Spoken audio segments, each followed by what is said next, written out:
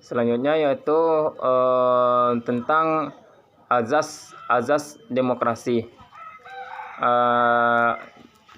Dapat kita ketahui yaitu gagasan pokok atau gagasan dasar dari suatu sistem pemerintahan demokrasi adalah pengakuan hakikat manusia, yang artinya yaitu pada dasarnya manusia mempunyai kemampuan yang sama dalam menentukan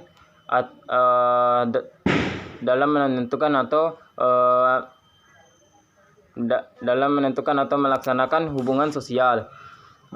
Berdasarkan gagasan dasar tersebut terdapat ada dua azas pokok demokrasi, yaitu antara lain sebagai berikut. Pertama yaitu pengakuan partisipasi rakyat dalam pemerintahan. Pengakuan partisipasi rakyat dalam pemerintahan ini adalah adanya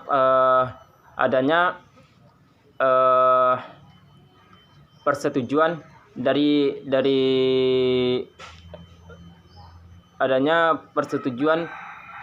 rakyat, adanya persetujuan sistem pemerintahan yang dilaksanakan oleh rakyat terhadap sebuah pemerintahan.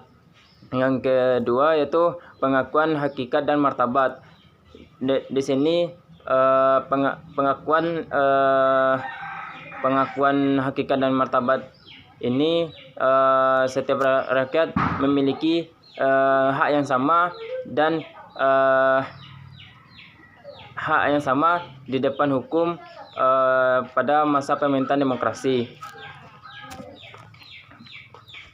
Selanjutnya yaitu ciri-ciri dari pemerintahan demokrasi. Ciri dari pemerintahan demokrasi yaitu antara lain sebagai berikut. Yang pertama, adanya keterlibatan warga negara atau rakyat dalam pengambilan keputusan. Salah satunya yaitu dalam bidang keputusan politik, baik dilakukan secara langsung maupun tidak langsung. Yang selanjutnya itu adanya pengakuan atau persetujuan, penghargaan dan pelindungan terhadap hak-hak dari rakyat atau warga negara. Selanjutnya adanya persamaan hak bagi sebuah warga negara dalam segala bidang. Intinya dari sistem demokrasi ini tidak ada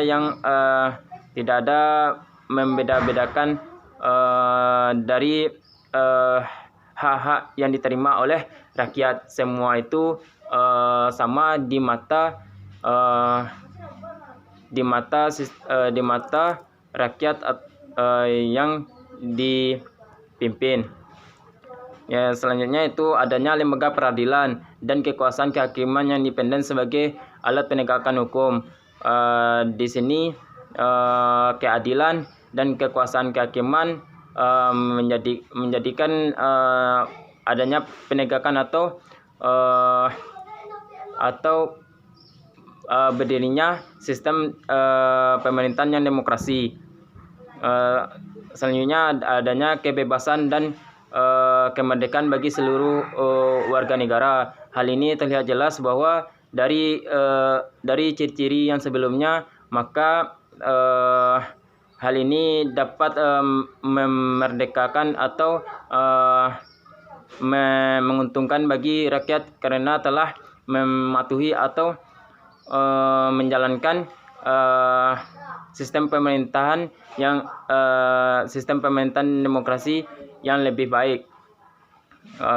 Selanjutnya itu adanya pers atau media massa yang bebas untuk menyampaikan informasi dan mengontrol perilaku dan kebijakan dari pemerintah. Adanya pemilihan umum untuk memilih wakil rakyat yang duduk di lembaga perwakilan rakyat. Salah satunya yaitu DPR. Tugasnya itu menyampaikan suara-suara dari rakyat untuk diajukan kepada pemerintah. Selanjutnya itu adanya pemilihan umum yang sifatnya bebas tanpa tanpa ada hubungan yang terikat atau hambatan atau halangan. Sifatnya yaitu jujur, adil untuk menentukan dalam memilih pemimpin yang baik dalam setiap negara. Selanjutnya itu adanya pengakuan terhadap suatu hukum dalam keberagaman sara, salah satunya suku, agama, ras, budaya, semua itu adanya pengakuan dari sistem pemerintahan yang menganut sistem pemerintahan demokrasi. Itu yang dapat saya sampaikan. Assalamualaikum warahmatullahi wabarakatuh.